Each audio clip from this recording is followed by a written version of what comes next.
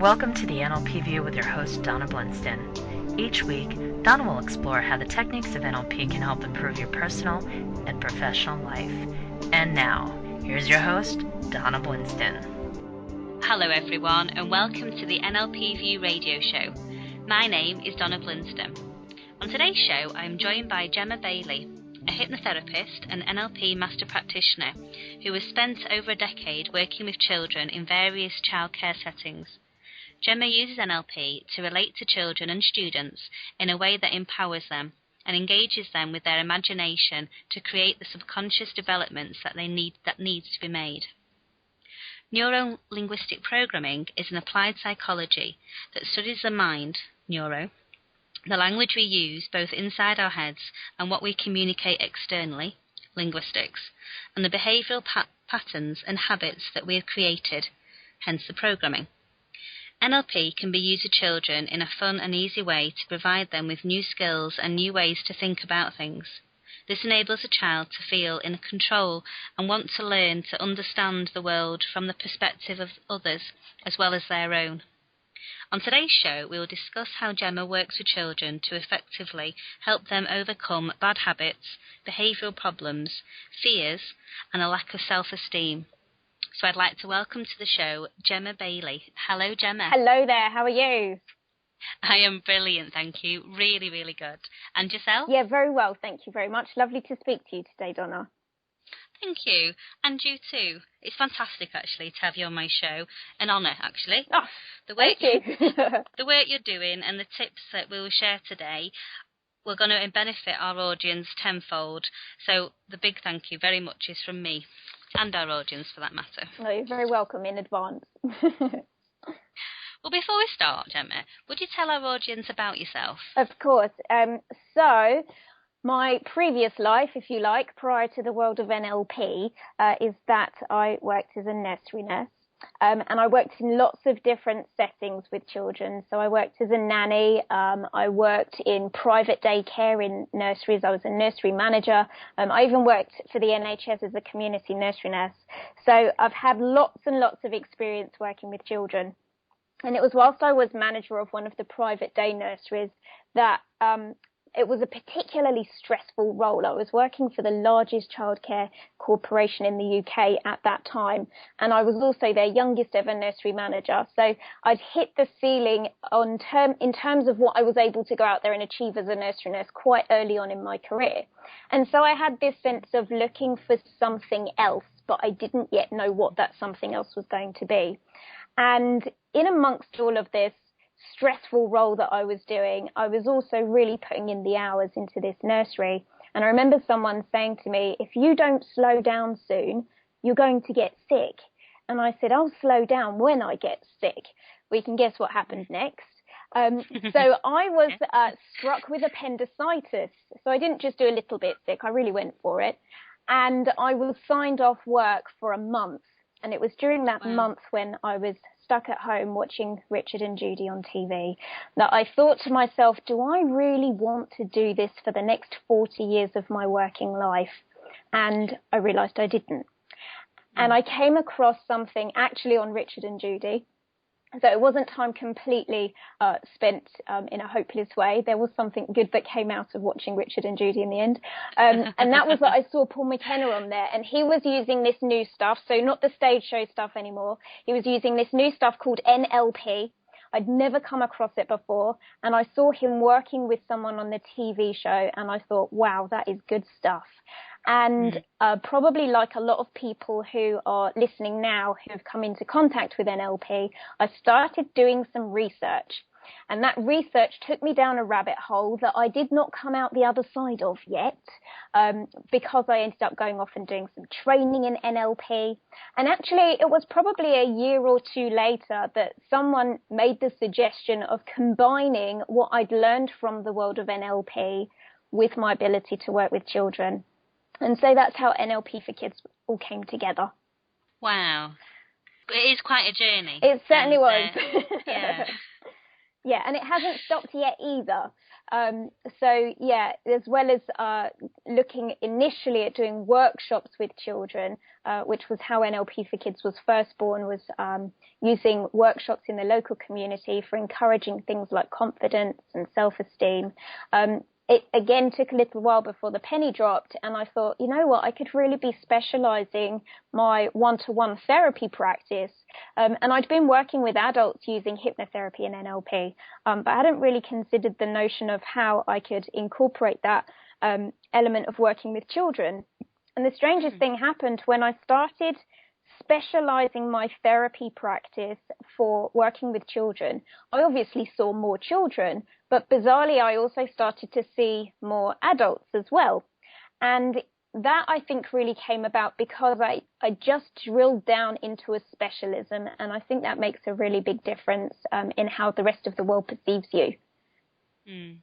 Yes, it definitely does. And do you find it easier working with children than adults, or the same, or just different?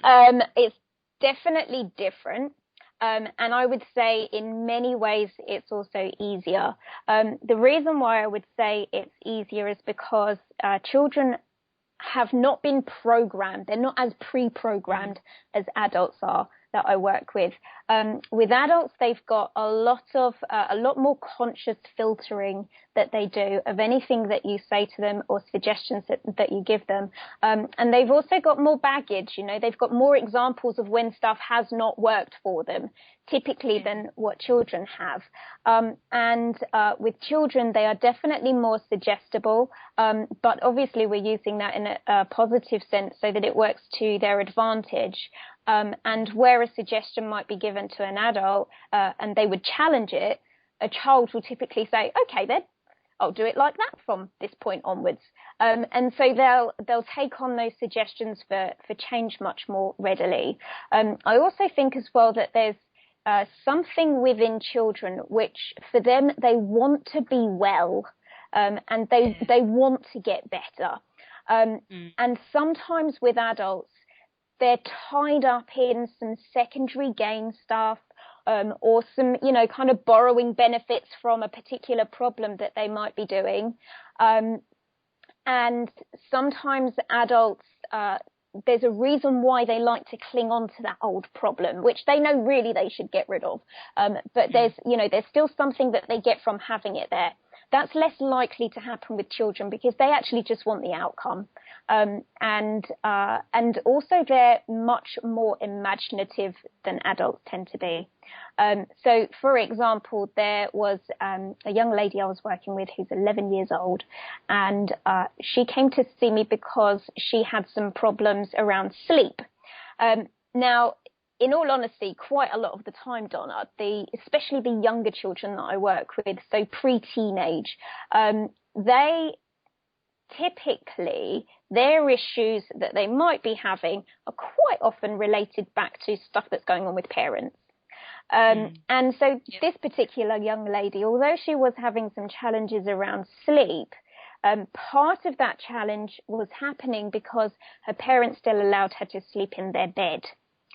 And as a result of her being allowed to sleep in their bed, this pattern developed such that she then became reliant upon sleeping in their bed and then felt that she was unable to sleep in her own room by herself. And that's quite a big disruption, not just to her and her sleep pattern, but to everybody's life in the family. It's a big disruption to how that family unit is working. And in working with her, although she was a bit older and she was 11 years old, she still had this brilliant, wonderful imagination. And using that imagination, we were able to help her overcome the fears that she had around sleeping by herself. And it's really simple stuff, when you look at it on the surface. So some of the suggestions that I gave her were, her house was surrounded by trees. And I said, well, what about if those trees at night time became your own private army? And each one of those trees was a soldier who's standing there guarding your house so that nothing bad can come in and nothing good can get out. And you know that when you go to bed at night time that your house is completely protected. And then one of the other challenges that she had with sleeping in the room by herself was that the boiler was quite noisy and creaky. They lived in an old house and it would grumble away in the background. And I said, so what about if we use your imagination again, and instead of thinking about those noises that are coming from the boiler as being spooky, ghost-like things, how about if instead your boiler is like a cartoon character who lives in the boiler room, but he gets terrible wind. And so every now and again you get to hear the sound of his belly groaning and his bottom farting, and that is what the noises are coming from the boiler. And, you know, it's really just a simple reframing exercise. But those suggestions would be much more easily accepted by a child than they would be by an adult. Because an adult says things like, yeah, but I know it's not that. Whereas children go, yeah, I can imagine it's that, and I can make myself feel better by imagining it that way. So definitely there's some things that are much more simple to do with children than with adults. They're just wonderful, aren't they? Yeah, they're great. They absorb everything. Yeah, I mean, they really are like sponges. And I suppose, you know, the one thing that we get challenged on quite a lot at NLP4Kids is, you know, NLP is such a powerful tool. Is it safe to use with children? And my response to that is, it's as safe to use with children in the same way that it's as safe to use with adults. And it depends on what you're doing with it. And it's all about kind of using it ecologically. They are powerful tools. And so we want to be using them in the right kind of context and making sure that we've got the right sorts of people that end up working with children in the end. You know, I was thinking about it earlier that NLP is a powerful set of tools, and there are powerful processes in there, but actually water's powerful too, and it doesn't mean that we shouldn't have it. So I think that you know, for children there is great scope for them to be able to improve and to change things that maybe they're not so happy about within themselves, and to do that really quickly using NLP. But you know, we need to make sure that we're using it in the right way, like anything else.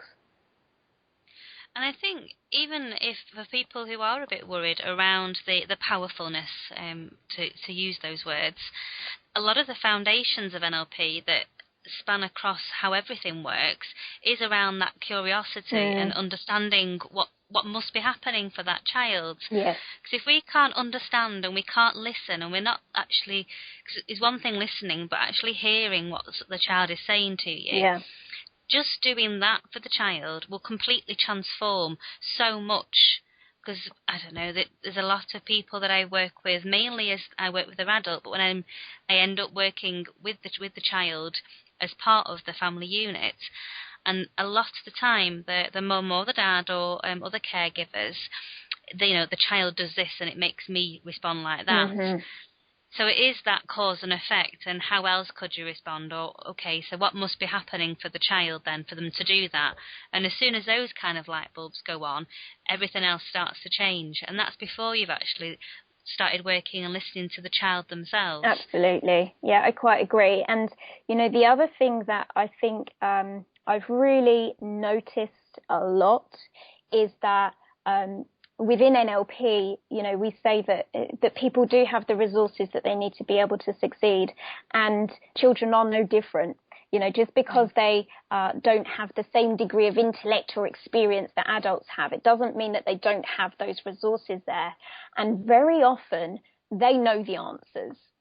They know the answers of what they need to do, what has to happen differently for them. And it's just a case of sometimes putting new stuff into action, doing stuff, you know, doing processes in slightly different ways. Sometimes it's about thinking about what's happening in a different way to get towards the result. But I remember one little girl that I worked with probably about 18 months ago now, and she was a real diamond. They brought her to see me. She had some, mainly it was for the fact that she was going to be interviewed to go off to prep school, and they were anxious that she wouldn't speak during her prep school interview. And sometimes when she was around new people, she would clam up and not talk at all. And her parents were really anxious with this interview coming up, that they didn't want that to happen.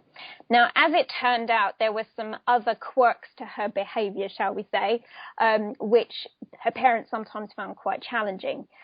For example, she would refuse to do her homework and climb under the dining room table and scream. And then if one of her parents went under the table to get her, she'd cry. And she even demonstrated to me how she would clutch hold of the table legs and they'd have to try and peel her hands off. And then they would take her upstairs to her room and then she'd be hanging onto the banisters and all of this stuff. And she was only 6 years old. She was really little. And I remember having a chat with her when her mum was out of the room. And I said to her, now, let's pretend that you're the parent, you're the grown-up. And you've got a little girl who's just like you. And your little girl behaves just like you do. And when you tell her it's time for her to do her homework, she climbs under the table. Now, what would you do about that? And she proceeded to tell me her entire discipline plan that she needed her parents to put into place for her. And she said, well, you know, I'd need to say in a very stern voice like this, and I'd need to say these exact words like this. And it was interesting as well because she also had a nanny. And I said to her, do you behave like this when your nanny is looking after you? And she said, oh, no, I don't do it when she's there. And I said, so how come you only do this for mummy and daddy? And she said, well, my nanny wouldn't let me get away with it, but my parents do. So I think very often they know exactly what's going on. And they also know exactly what they need to do to change it. And it's just a case of putting those things in place, but also making sure that they're going to be supported properly by the people that are around them. The reason why we extended NLP4Kids to also include NLP for parents and NLP for teachers is because we recognize that, you know, your environment actually has quite an impact on you, and especially for children. What's going on in the world around you can, you know, really make or break your opportunities for success. And sometimes, no matter what we might do in our sessions with children, if they go home and someone close to them, someone meaningful to them, maybe says or does something that puts them off track, it can really destabilize the great work that we've done. So, you know, we really look for parents and teachers to be on board with what we're covering in the sessions or the workshops that we're doing too. And that can only benefit everybody, and especially for the teachers, because that'll be something that then they can then enrol with other children. Absolutely. And picking up and recognising things. Yes, yeah, and you know, really, it's just simple stuff, and sometimes it's about saying things in a slightly different way, doing things in a slightly different way. And one of the things that we're quite conscious of making parents and teachers aware of is it's not rocket science, first of all. It's simple stuff, simple little shifts in what we're doing. But doing those things consistently from that point onwards. We were in a school in Edmonton last year, just before Christmas, and it was an amazing school, and the teachers and the TAs there were doing a fantastic job. And they did have some very challenging students and families in difficulties, so they were really pushed to their limits. And we went and spent the day with them, and we gave them some tips around new things to try, new things to do. And a great deal of the time they were saying, well, I've heard this before, and I did do it, but it didn't work, and I think that's why I've slipped back into some bad habits. And really it's about, you know, implementing this stuff in a way in which you're fully committed to seeing it through. We can't just, you know, try something new once or twice and then claim that it's not worked, because it takes a while for things to start to reform and take a new shape. So it's about, you know, if we're going to start changing the way in which we're using our language, having more positive language, being a bit more action orientated in how we interact around children, then doing that consistently, because the results will come, but they don't always come immediately. It's very true, very true.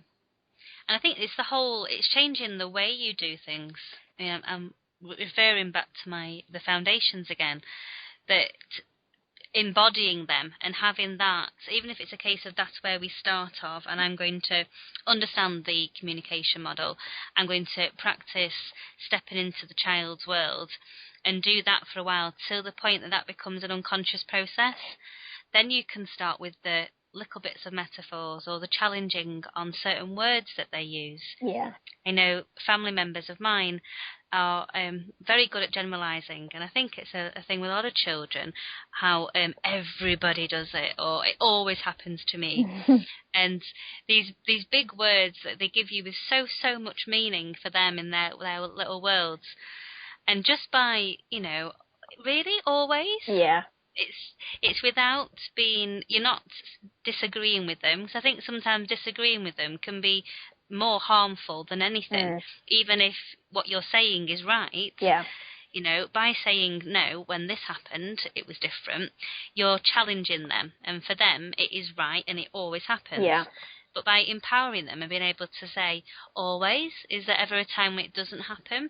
Then you're getting them to think about it, maybe, and getting them to think, oh, well, actually, when this happened, it didn't, and that happened. So they're resourcing themselves, and you'll find with children, they go, oh, yeah, and then just tootle off. Yes, yeah. Just by a little word, and it's like, wow. Yeah. And, Absolutely. Yet. And, the last thing we want to do is to start creating resistance. So you're absolutely right. We don't necessarily want to point out to them where they may be using language in not the best way, but to start making a special effort for ourselves to challenge it gently and to make sure that, we're using the stuff that we want them to be using, because we forget sometimes how much it is that they're soaking up. And a great way to actually see, I always recommend to parents, particularly for parents of younger children, if you want to know how you are represented to your child in their world, then watch them playing. When they go off and, when they're at school and they've got that home corner section and they go off and they're pretending to do the housey stuff, listen to what they're saying, watch how they're behaving, watch how they tell their teddies off, because that then gives you an insight into how they see you. And the sorts of words and language that they're using at that time is a mirror of what you do. Children learn by having mirror cells in their brains. And what that means is that they're picking stuff up by reflecting back what they see. And so they're noticing what you do, and then they embody that, and then they reflect it in their own behavior. And so if you see something that your child does, or a way in which your child phrases something which you think, oh, I wish that was slightly different. I wish we would do that in a slightly different way, or phrase that in a slightly different way. They've got that from somewhere. They have. You do make me laugh, because the amount of my friends, and I'm sure my little boy's only 20 months at the moment, but I'm sure as he grows, he will do exactly the same. And I'll see my friends, little girls and little boys, who are the spit of each other, and she'll come into me and she'll go, oh, I've had a right day. X or Y, their daughter or son has done this, and that. And I'm like, yeah. Don't know who they get that from. Yeah, I wonder where that comes from. A few weeks back, I had been to see my cousins, and they've got some very little children. And one of them saw me off as I was leaving. And as I was walking off down the street and he was in the distance waving, I just heard him shout down the road after me, do try and behave yourself this week. And I thought, yeah, he's had that one from somewhere. Oh, it's very true, very true. It definitely is.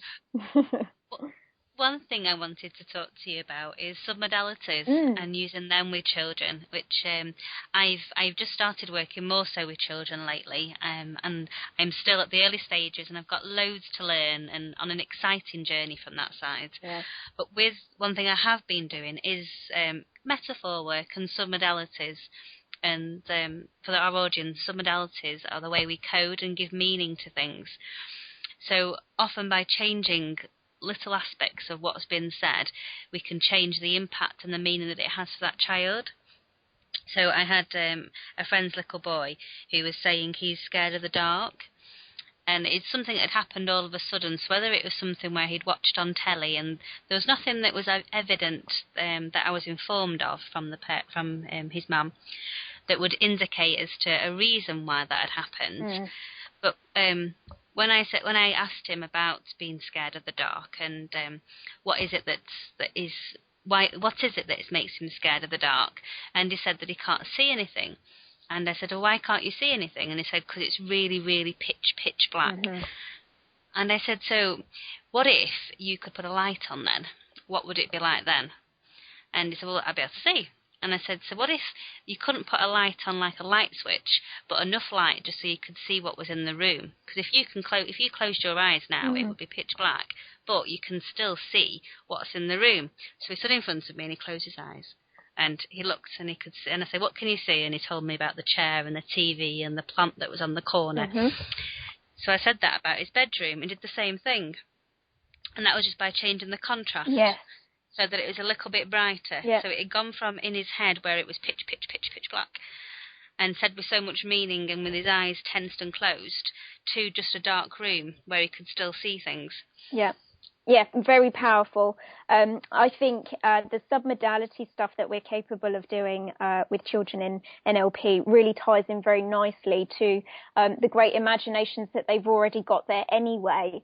And I had a little chap who came to see me last year, and he had watched a YouTube video clip from the scary film The Exorcist. Oh, no. Yes. And obviously that film's about a haunting. Well, this film was haunting him from that point onwards, and it really, quite disrupted him and troubled him when he came to see me. And so we did some submodality stuff, because what was happening is he kept rerunning in his mind the bad movie clip that he'd seen. He kept re-seeing it. And every time he re-saw it in his head, it also got a little bit worse than it was the actual time that he'd initially seen it on YouTube. So what we did, because in his mind he'd expanded it, it was such a huge picture that he'd stepped into the movie and made it kind of real life size, as if he was there. So we reframed it back into a YouTube video frame and then onto a computer screen. So it began to kind of go back to where it should have been, rather than being this real life image for him. But the other thing that we did, so, kind of sticking the frame around it and moving it further back would all be the submodality part. But the other thing that we did with it, which worked really well for him, was to say, well, we know logically that this is not true, that it's a film, and that the people in that film were acting. We logically know that, but it doesn't necessarily take away the scariness to know that. But what about if we kept playing that movie clip right up to the point where they stopped acting, and the director says cut, and the young girl that was being all freaky and scary in the movie sits up and says, "God, I could really do with a Mars bar and a can of Coke." And then someone comes over and they give her a chocolate bar, and her mum wipes her nose for her because she's got a bogey hanging out. What about if we start doing stuff like that with it? And that completely transformed it, because then what it did was it kind of rehumanized it, and it took it back to being something which is just kind of normal, everyday, mundane, boring type stuff, instead of being this iconic, scary movie anymore. So I think the stuff that children already do with their imaginations tied in with submodalities can be really powerful. But yes, I couldn't agree more. And I can't believe that our half an hour, Gemma, has flown by. I want to talk to you about this more and more and more. So you're just going to have to come back and join me another time. Well, I would very much love to. Can you share with our audience how they can get hold of you, your website details, and anything else you want to share? Of course. So our website is www.N for November, L for Lima, P for Papa, 4, and then kids, KIDS, .org, so .org. That's our main website, so feel free to go and have a poke around on there. But for anyone who's listening, we also have a free tips guide for people who are interested in helping to raise the confidence and self-esteem of young people. It's 13 tips. There's lots of NLP type techniques suggested in there, and you can get that from www.nlp4kids.org, and then just add on a .uk at the end. So nlp4kids.org.uk for the free tips guide. Wonderful. Thank you ever so much, Gemma. It's been a joy speaking to you today, and I'm sure our audience will have gained loads and loads of information, and that tips guide, audience, is a must get. Loads and loads of fab advice in there. So big thank you to you, Gemma, and thank you to all of our audience for tuning in today. If you'd like to learn more about NLP, then tune in each week and also visit my website, www.donnablinston.com, where you'll be able to pick up a copy of my best-selling book, Psychobabble, a straightforward plain English guide to the benefits of NLP. Also visit theorganicview.com and sign up for our newsletter, which will keep you updated with the up-and-coming shows, guests and online workshops. You can also follow us on Facebook /the NLP View and on Twitter @the NLP View. Look forward to speaking to you next week. Bye.